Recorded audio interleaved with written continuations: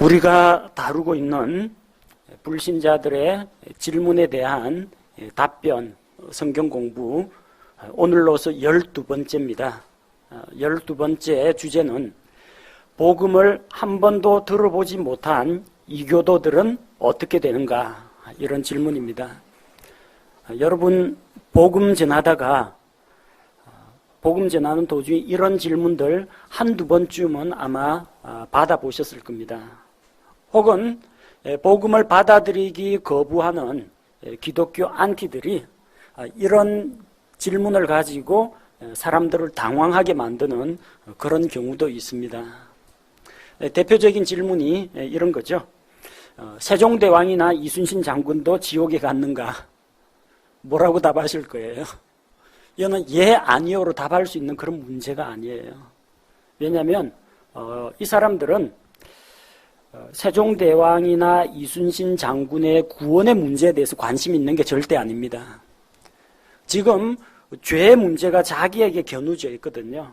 그래서 자기가 아닌 다른 대상으로 질문을 돌리려고, 쉽게 말하면 빠져나가려고 말 돌리려고 하는 겁니다. 그래서 이런 질문에 현혹되시면 안 됩니다. 그 사람들은 세종대왕 이순신 장군보다도 제일 급한 게 자기 자신입니다. 세종대왕은 구원을 받거나 말거나 그거는 하나님께서 알아서 하실 일이고 일단 자기부터 구원받아야 됩니다. 그 사실을 잊지 마시기 바랍니다. 그 사람들이 왜 그러면 자꾸 세종대왕 이순신 장군 꺼내고 한국에 복음이 전해지기 전인 고조선 시대 사람들은 어떻게 되는가? 아마존 밀림에 있으면서 한 번도 복음을 들어보지 못한 사람들은 어떻게 되는가? 이 어떻게 되는가가 궁금한 게 결코 아닙니다. 왜냐하면 질문이 어느 쪽으로 나오든지 답변이 어느 쪽으로 나오든지 간에 예를 들어서 그 사람들도 구원받는다고 하면요. 그 봐라, 예수님 안 믿어도 구원받을 수 있다. 이런 식으로 나옵니다. 그 사람들 구원 못 받는다고 하면은 그러면은 그런 사람들은 불공평하지 않느냐, 억울하지 않느냐, 이 트집 잡으려고 하는 질문입니다. 잘 분별해가지고 그 사람의 마음속에 있는 생각이나 동기, 태도가 무엇인지 잘 생각하셔야 됩니다. 그 사람들이 왜 하필이면 다른 사람 다 제쳐놓고 세종대왕 이순신 장군을 들먹일까요? 우리가 일반적으로 알기에 선한 일을 많이 하고 다른 사람들을 위해서 희생 봉사하고 뭔가 공로가 있는 사람들이라는 겁니다. 그래서 그들의 질문은 요약하자면 옛날 시대에 살던 훌륭한 인물들도 지옥에 가느냐 하는 겁니다. 밑바탕에 깔린 생각은 무엇입니까? 훌륭한 일을 한 사람은 지옥에 안 갈 거라는 생각이 깔려 있습니다. 즉 구원을 받는데 뭔가 착한 일도 하고 의로운 행위도 하고 하나님 앞에 뭔가 내세울 일이 있어야 되지 않느냐, 그런 생각을 가지고 있다는 겁니다. 하지만 하나님의 말씀에 의하면 그 사람이 도덕적으로 얼마나 훌륭하고 얼마나 고상한 인품을 가졌고 얼마나 착한 일을 많이 했고 사회에 기여를 많이 했느냐, 그거하고는 관계가 없이 죄가 있으면은 심판과 형벌을 받을 것이요, 죄 문제를 해결하면은 구원을 받는다는 그 절대 원칙은 조금도 변하지 않습니다. 옛날 사람이나 현대 사람이나 다 마찬가지입니다. 또 그들이 가지고 있는 생각 가운데 하나가 하나님은 불공평하다는 겁니다. 오늘날 이 시대를 살아가는 사람들은 성경책도 읽고 전도지도 받아보고 또 인터넷이나 이 대중매체를 통해서 하나님의 말씀, 복음을 들을 기회가 있는데 아직까지 선교사의 발길이 닿지 않은 곳에 있던 사람들, 또 한 번도 이 기독교 문화나 하나님을 접해보지 못한, 말씀을 접해보지 못한 그런 사람들은 억울하지 않느냐, 그런 주장을 하는 겁니다. 자, 복음을 들을 기회가 없는 그런 사람들에게 복음이 전해지기 이전에 하나님께서는 이 세상이 창조된 이후로 창조 세계를 통해서 자신을 계시하셨습니다. 하늘에 있는 해와 달과 별들과 또 이 지구상에 있는 사람과 식물과 동물과 여러 가지 자연 현상들을 통해서 정말로 창조주 하나님이 계시는구나. 하나님께서 만드신 창조물들의 그 아름다움과 영광과 질서를 볼 때 하나님이 분명히 계시다라는 것을 하나님께서는 보여주셨습니다. 이걸 가리켜서 자연 계시라고 부릅니다. 여기에 대해서는 우리가 이미 다루었습니다. 지난번에 하나님이 정말로 계시는가 그 주제로 한번 다루었으니까 다시 복습하시기 바랍니다. 또 사람들이 옛날 시대 사람들은 복음을 듣지 못했기 때문에 복음을 듣지 못해서 지옥에 간다라고 생각합니다. 반은 맞고 반은 틀립니다. 사람이 복음을 듣지 못해서 지옥에 가는 것이 아니라 지옥에 가는 이유는 한 가지입니다. 죄 때문에 가는 겁니다. 죄를 지은 모든 사람은 기본적으로 심판과 형벌을 받아서 영원한 지옥에 들어가게 되는 겁니다. 그런데 하나님께서 특별히 은혜를 베푸사 예수 그리스도를 통해 구원의 길을 주신 겁니다.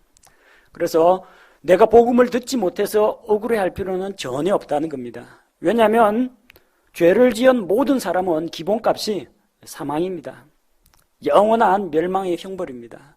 그 가운데에서 하나님께서 구원의 길을 열어주셨기 때문에 그게 하나님의 은혜이고 그래서 감사가 되는 겁니다.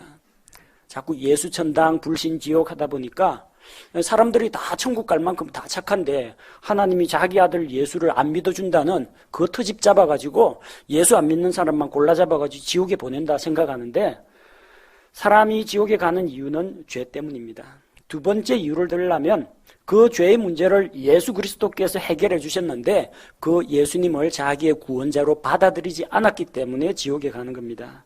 그래서 하나님의 공의에 대해서 불평이나 이의를 제기할 수가 없다는 것입니다. 사람들은 죄가 있어서 죄 때문에 심판받고 형벌을 받습니다. 전혀 억울할 것이 없습니다.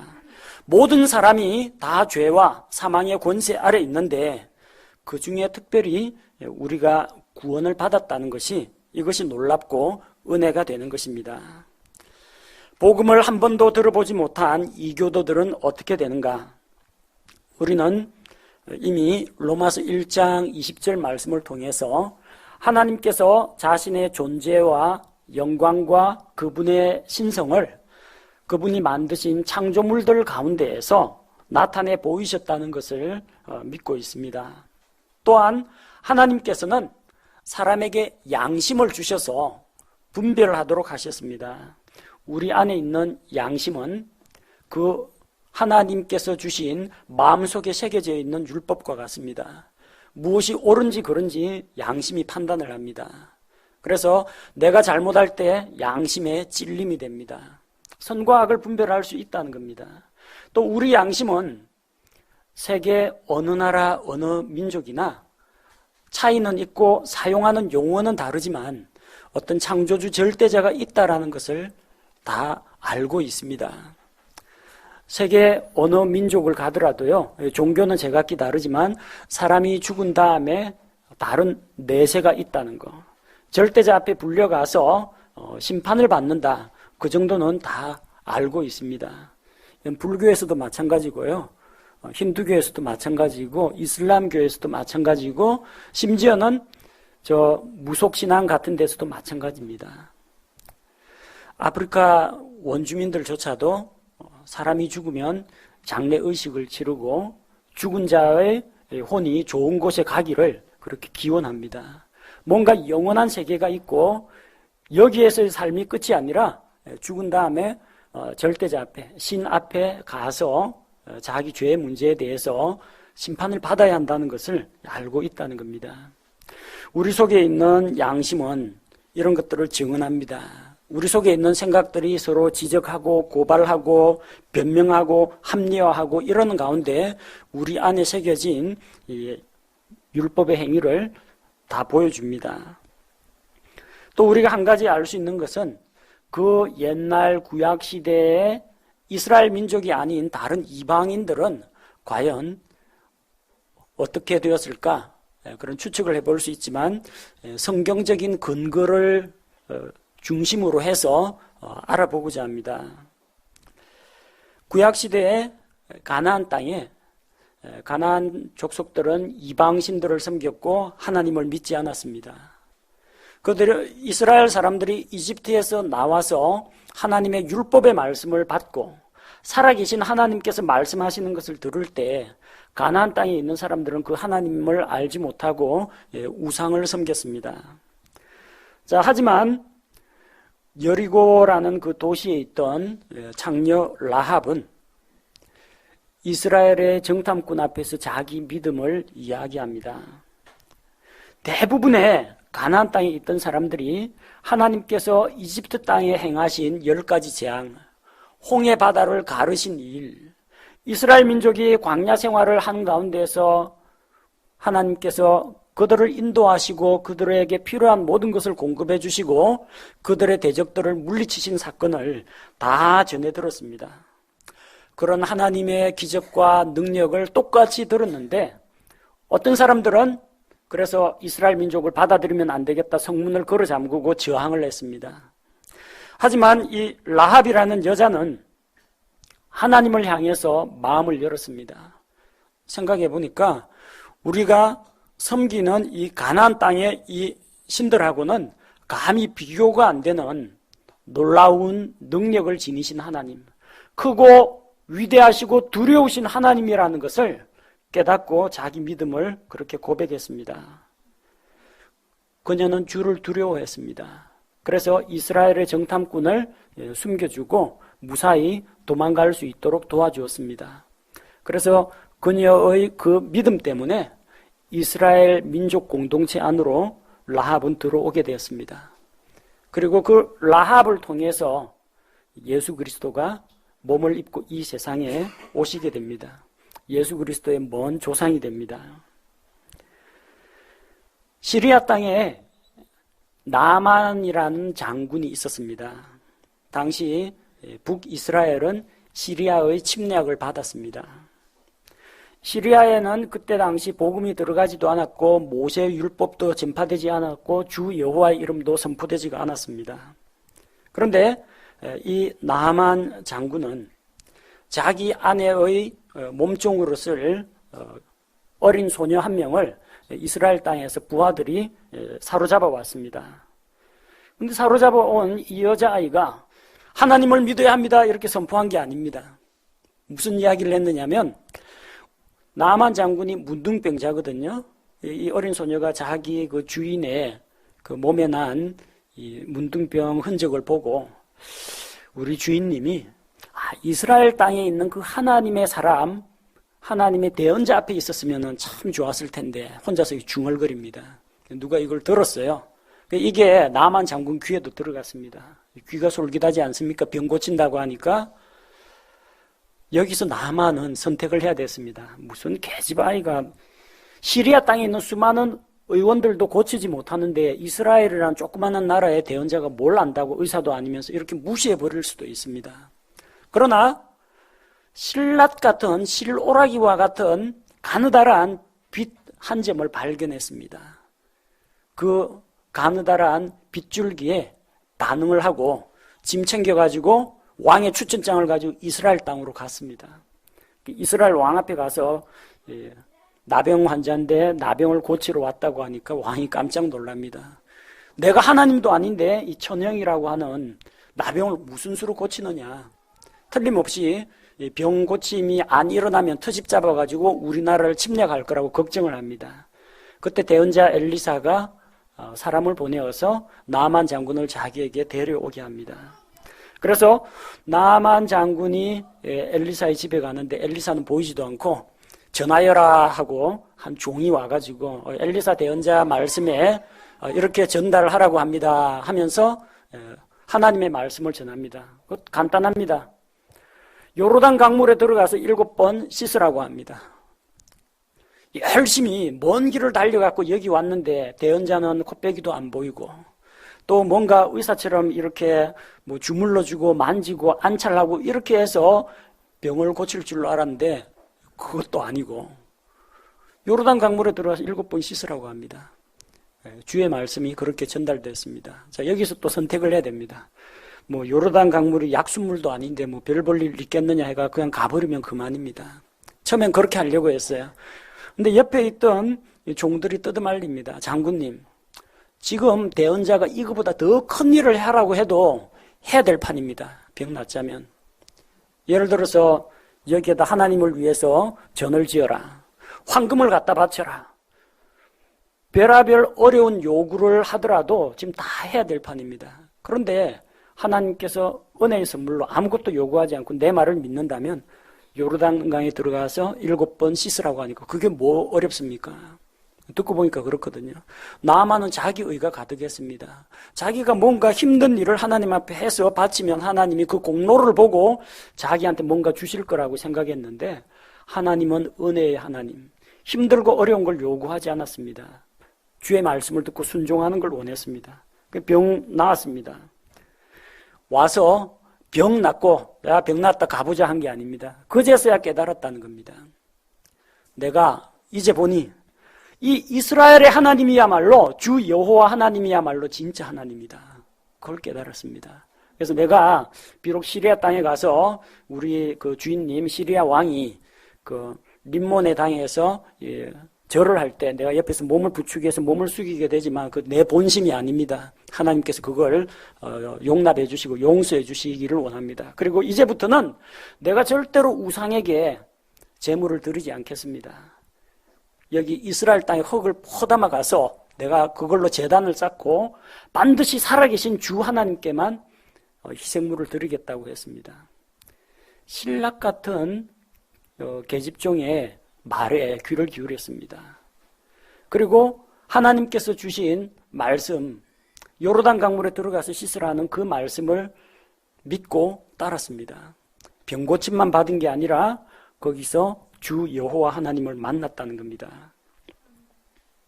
라합이나 나만 장군의 공통점이 뭡니까? 철저히 복음하고는 거리가 먼 사람입니다. 모세의 율법, 성경책 본 적도 없습니다. 그렇지만 하나님께서 보여주신 가늘고 희미한 조그만한 그 계시에 믿음으로 반응을 하니까 하나님이 점점 더 큰 걸 보여주십니다. 더 환한 빛 가운데로 인도해 주셨다는 겁니다.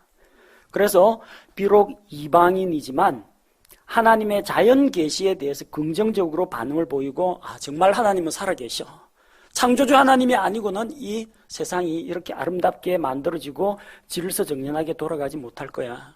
그런 식으로 하나님에 대한 하나님의 존재에 대해서 하나님의 영광과 하나님의 솜씨와 능력에 대한 그런 마음을 가진 사람에게는 하나님께서 우리가 알지 못하는 성경에 낱낱이 기록되진 않았습니다. 그 모든 사람에 대해서 하나님께서 더 밝은 빛을 주시고 그 밝은 빛에 반응을 보이는 사람한테는 더 밝은 빛 가운데로 인도하셨을 것이라는 것을 우리는 믿을 수가 있습니다. 요한복음 5장 35절 말씀을 보니까 예수님께서 침례자 요한을 가리켜서 요한은 켜서 비추는 등불이라고 했습니다. 그래서 사람들은 한동안 그의 빛 가운데로 나아왔고 그의 빛을 기뻐했습니다. 온 세상이 죄 가운데 다 잠겨 있을 때 침례자 요한이 사람들의 죄 문제를 지적하면서 회개하라 하면서 회개의 침례를 베풀었다는 겁니다. 그래서 그들 가운데에는 정말로 마음을 겸손히 하고 자기 죄를 회개하고 요한의 메시지에 귀를 기울인 사람이 있습니다. 침례자 요한의 침례는 하늘의 왕국에 들어가기 위해서 회개하고 받는 그 침례입니다. 그거는 구원받는 침례가 아닙니다. 예수 그리스도의 몸 가운데로 연합하는 침례가 아닙니다. 하지만 죄 가운데 있는 사람들이 회개하라는 하나님의 메시지를 들었을 때 회개하고 나왔다는 겁니다. 요한은 켜서 비치는 등불입니다. 그 희미한 등불에 반응을 보인 사람은 이 세상에 빛으로 오신 예수 그리스도, 나는 세상의 빛이니, 세상의 빛으로 오신 예수 그리스도의 더 밝은 빛이 오면 그 빛 가운데로 나아간다는 겁니다. 장판이나 마루 같은데 불빛 비추면요, 벌레들이 다 숨습니다. 그들은 어둠을 더 좋아합니다. 빛이 비치면 빛을 피해가지고 숨습니다. 죄인들은 빛 가운데로 나아오면 자기 죄가 드러날까 두려워가지고 다 숨고 도망가 버립니다. 그러나 그들 가운데 하나님께서 보여주신 계시의 빛 가운데로 나아오는 자가 있으면 하나님께서는 그들을 더 밝은 빛 가운데로 인도하십니다. 요한의 증거를 받아들인 자들, 침례자 요한의 증거를 받아들인 자들은, 희미한 등불빛의 반응을 보인 자들은 영광스러운 예수 그리스도의 빛도 받아들인다는 것입니다. 침례자 요한 제자들은 전부 예수님의 제자로 예수님께로 갔습니다. 선생님이 말씀하시던 그 사람이 예수님이 저기서 침례를 준다고 하니까 사람들이 다 그분께로 가더이다. 예수님을 만나기 전에 침례자 요한의 메시지를 먼저 듣고 회개에 대해서 반응을 보인 사람들은 예수님이 오시니까 당연히 예수 그리스도께로 나아간다는 겁니다. 그러나 침례자 요한을 거절했던 바리새인들, 서기관들, 수제사장들, 사두개인들, 율법학자들은 예수님도 거부했습니다. 왜요? 예수님의 앞길을 예비하는 자가 침례자 요한입니다. 침례자 요한의 말도 안 듣는데 어디 그 침례자 요한이 소개하는 예수님 말씀이라고 듣겠습니까? 듣지 않았다는 겁니다. 신약 시대에도 이방인들 가운데에서 복음을 들은 자가 있습니다. 로마의 백부장인 고넬료라는 사람이 있습니다. 사도행전에 나오는 이 고넬료는 이 사람은 유대인이 아닙니다. 또 유대인들이 가지고 있는 어떤 모세오경이라든지 뭐 대언자 이사야의 글이라든지 이런 걸 공부한 사람도 아니에요. 그렇다고 누구한테서 복음에 대해서, 예수 그리스도의 복음에 대해서도 아직 들어보기 이전입니다. 그런데 한 가지 자기 양심의 증거가 있습니다. 양심의 증거가 있어서 바르게 살아야 되겠다 하고 다른 사람을 구제를 했습니다. 또 뭔진 모르지만 이 돌아가는 이 세상이라든지 이런 걸 볼 때 분명히 신은 있다. 신의 이름은 잘 모르겠지만 어쨌든 자기가 믿는 자기 민족들이 믿는 올림푸스 12신은 아닐 거라고. 그래서 날마다 알지는 못하지만 이 어떤 절대자 신 하나님께 기도를 했습니다. 설마 고넬료가 예수님의 이름으로 기도합니다 이런 거 했을까요? 예수님은 아직 모르는 상태입니다. 그렇다고 만군의 주 여호와여 하면서 이스라엘 백성처럼 그렇게 기도했을까요? 그것도 아닙니다. 근데 어쨌든 구제와 기도에 힘썼습니다. 하나님께서 보여주신 자연 계시, 양심의 계시에 그 희미한 빛의 반응을 보였습니다. 하나님은 계실 거야. 그러니까 내가 이렇게 살아서는 안 돼. 구제도 하고 하나님께 기도도 하고 뭔진 모르지만 어쨌든 하나님 하면서 이제 기도를 했습니다. 어느 날 갑자기 천사가 나타났어요. 천사가 나타나서 천사가 전도한 거 아닙니다. 천사가 예수 그리스도의 복음을 소개하지 않습니다. 복음은 하나님께서 사람들에게 맡긴 겁니다. 천사가 전도하면 믿을 것 같죠? 밝은 영광의 광채를 탁 나타내면서 하늘로부터 천사가 내려와가지고 사람들에게 전도하면 들을 것 같죠? 천사는 그럴 자격이 없습니다. 천사는 고넬료에게 복음을 전해준 게 아니라 고넬료야, 내 구제와 기도를 하나님이 보셨다. 그러니까 이제부터 너는 저기 가서 시몬이라고 하는 베드로를 청에다가 말씀을 들으라고 합니다. 그까지입니다. 복음 전도자 베드로가 저기 근처에 와 있으니까 사람을 보내어서 베드로를 초청해서 말씀을 들으라고 합니다. 그 길이 열렸습니다. 복음을 들을 수 있는 길이 열렸습니다. 만약에 고넬료가 뭐 기도니 구제니 관계없고 그냥 뭐 내 인생은 나의 것 하면서 자기 마음대로 흥청망청 먹고 마시고 세상적으로 살았다면, 하나님이 보여주신 자연의 계시나 양심의 소리에도 귀를 기울이지 않고 그렇게 살았다면 그는 베드로를 만날 기회조차도 없었을 겁니다. 그러나 그 희미한 그 소리와 희미한 빛의 반응을 보이니까 이제 천사를 통해 베드로를 초청하라라는 고까지 들었습니다.